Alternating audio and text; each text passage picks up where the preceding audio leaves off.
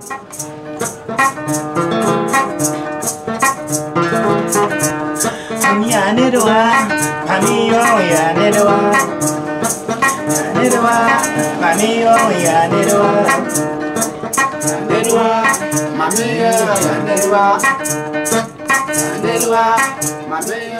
BEPAM a été créée en 1979 au niveau de Ouagadougou ici, mais au fur et à mesure, ces actions se sont étendues à travers le pays par d'abord en faisant venir les adultes handicapés visuels pour les former, leur faire des cours d'agriculture, d'élevage, de culture générale.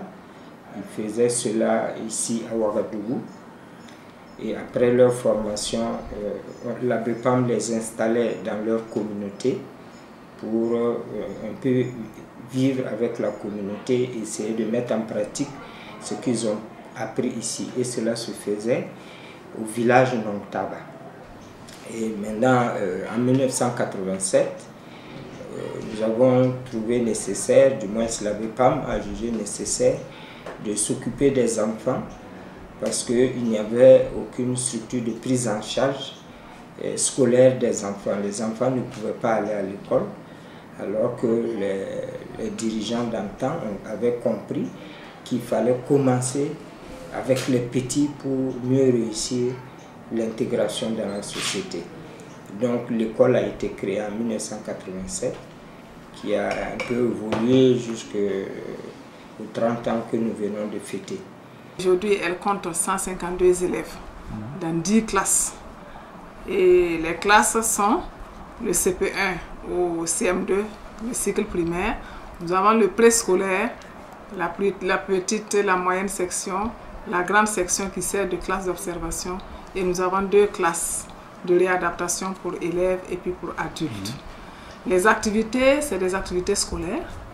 Nous faisons les activités en classe comme dans toutes les autres écoles, mais à cela, on ajoute les activités spécifiques, comme les activités de la vie journalière, comme la locomotion, comme l'éveil des sens, et puis les activités sportives et culturelles.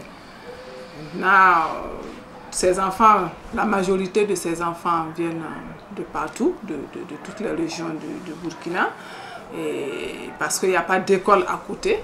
Ils viennent jusqu'à l'école des jeunes aveugles de Ouagadougou.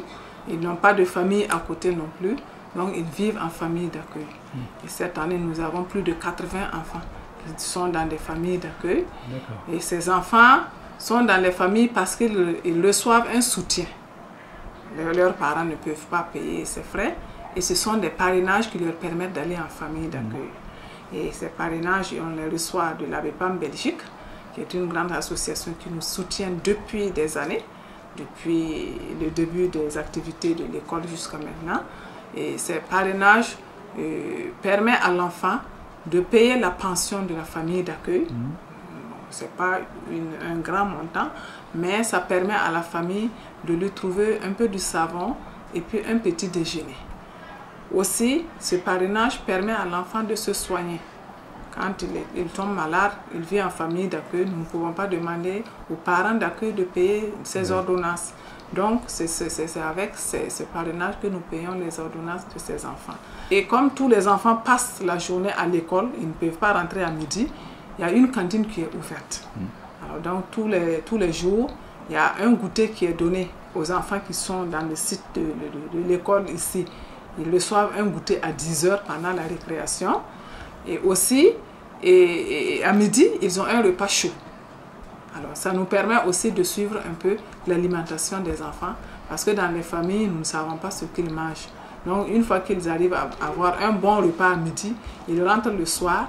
Bon, quelquefois, il y a des enfants qui ne vont pas avoir à manger le soir, mais déjà, ils ont eu un bon repas à midi. Ça, oui. Donc, ça complète quelque chose. Voilà. Maintenant, ce que nous faisons aussi comme activité qui n'est pas moins mal, comme on le dit, c'est les activités de suivi. Les activités de suivi, c'est ce qui nous permet de voir comment l'enfant vit dans sa famille d'accueil. Ça, c'est le suivi social. Il y a le suivi scolaire. Le suivi scolaire, ça c'est une autre équipe qui fait ce suivi parce que les enfants du primaire à partir de la classe du CE1 peuvent quitter l'école des jeunes adultes pour aller dans les écoles ordinaires. Et là, ils ont besoin d'être accompagnés pendant quelques années pour pouvoir réussir. Il y a le suivi au niveau du secondaire.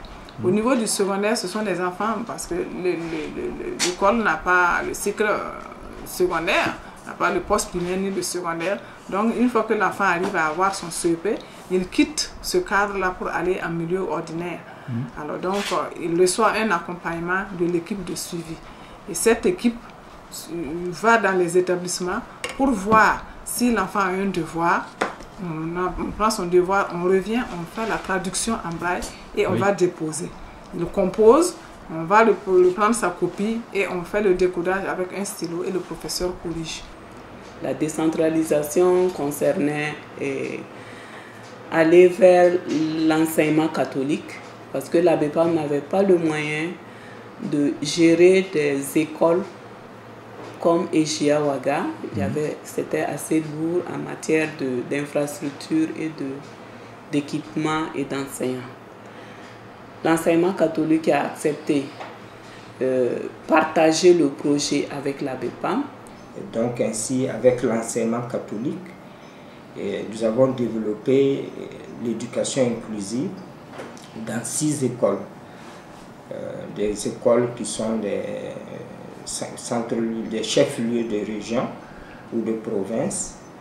Et nous y avons construit des salles que nous avons appelées salles transitoires, des classes transitoires, où les enfants sont reçus, aveugles sont reçus entre eux seuls. Ils apprennent à lire et à écrire en braille. Et une fois que l'écriture et la lecture est plus ou moins maîtrisée, ils vont en inclusion avec les autres enfants, les enfants voyants, dans les classes dites classiques. Et donc cela a été développé. Et donc en 2017, là la nouveauté c'était que nous allons déjà vers l'éducation nationale, vers l'État burkinabé, avec des classes maintenant ouvertes au sein des écoles publiques et non plus catholiques. Et donc en fait c'est pour impliquer déjà l'État, mais aussi pour transférer l'expertise de la BEPAM au niveau de l'État. C'est ce que nous faisons au niveau de la décentralisation. D'accord. Voilà, qu'ils soient plus proches de chez eux, parce que là, c'est pas, ils ne sont pas encore, on n'est pas encore chez eux, mais on se trouve dans leur région, et c'est pourquoi je parlais des réalités culturelles, pour un peu ça. La meilleure solution, c'est d'aller dans l'inclusion. Et le fait que nous acceptons les enfants maintenant voyants dans la structure, c'est parce que nous avons vu que les élèves qui sont partis dans le milieu ordinaire apprennent beaucoup plus vite.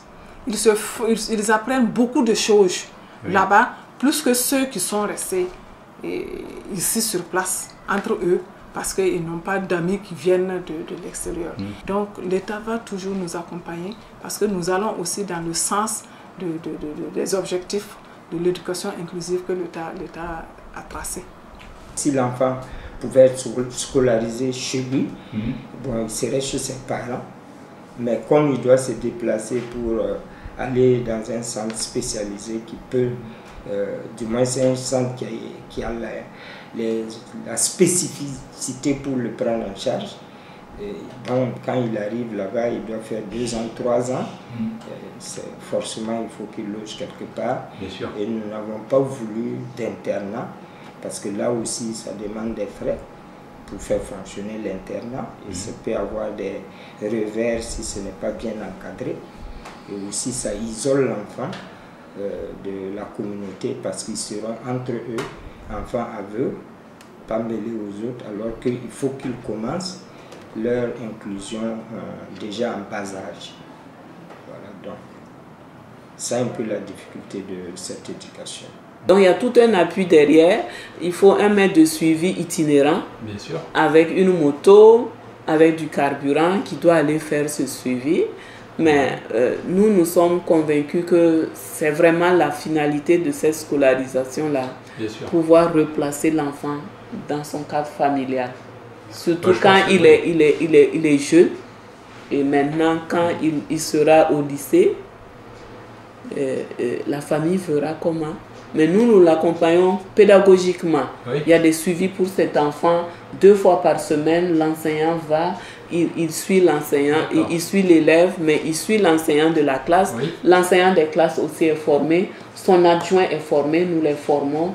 Et donc, avec le matériel, les machines, braille, en tout cas, ils ont le matériel qu'il faut pour vraiment pouvoir appuyer l'enfant. C'est vraiment les 2 objectifs. Qu'on ait au moins 2 écoles de l'enseignement public qu'on peut comparer, puisque à l'enseignement catholique, on en a 6. Et puis les 2 de la BEPAM, Ouaga et puis Bobo. Donc notre objectif, c'est avoir au moins 2 écoles du public. Ah oui. Oui. Nous avons développé l'enseignement au niveau primaire, au niveau préscolaire, ce qui a permis à la BEPAM d'intervenir au niveau du ministère de l'Éducation nationale pour donner notre expérience en matière de prise en charge de l'enfant aveugle.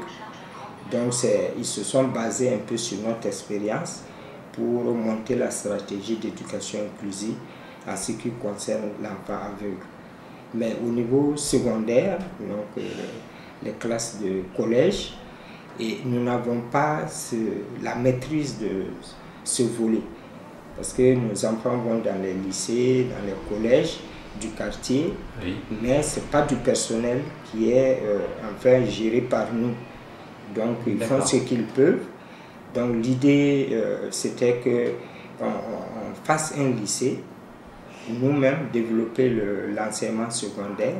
Comme ça nous avons des professeurs qu'on peut mobiliser pour approfondir cette question, la prise en charge de l'enfant aveugle au niveau secondaire, comment on peut améliorer pour avoir de meilleurs résultats. Maintenant, si nous avons ce lycée et nos enfants sont intégrés avec d'autres élèves voyants dans le même établissement, les professeurs sont plus sensibilisés à cette question et vont nous aider à développer des modules qu'on peut partager avec le ministère pour que, où que l'enfant sera, qu'il soit bien pris en charge. C'est une des raisons de notre projet lycée. C'est le projet qui est sur notre cabas et avec l'appui de la fondation Burden Charitable Foundation, et BCF, qui est d'Angleterre, et bien soutenu dès le départ par la fondation Tic Tac et ABEPAM Belgique. Donc c'est un cofinancement qui nous permettra de commencer avec les premières classes du lycée et de continuer à poursuivre les recherches de financement pour achever le bâtiment. En fait, nous faisons l'inclusion à l'envers, puisque les enfants voyants vont venir dans notre établissement. Ah oui. Mais bon, c'est dès le départ qu'ils sont ensemble. D'accord. Ouais. D'accord. Ok, moi je crois qu'on a fait un peu le tour du problème, à moins que tu aies d'autres choses que tu as envie d'ajouter. Ouais, moi j'ai envie simplement de dire merci. Je vais dire merci vraiment du fond du cœur et la BEPAM Belgique. Merci pour tous ces parents qui se battent pour nous. Merci pour votre engagement, votre accompagnement depuis des années jusqu'à maintenant et que vous continuez toujours de nous soutenir. Et je vous dirais que sans vous, nous ne serons pas arrivés jusqu'ici. Merci beaucoup et que tout ce que vous faites se transforme en grâce pour vous.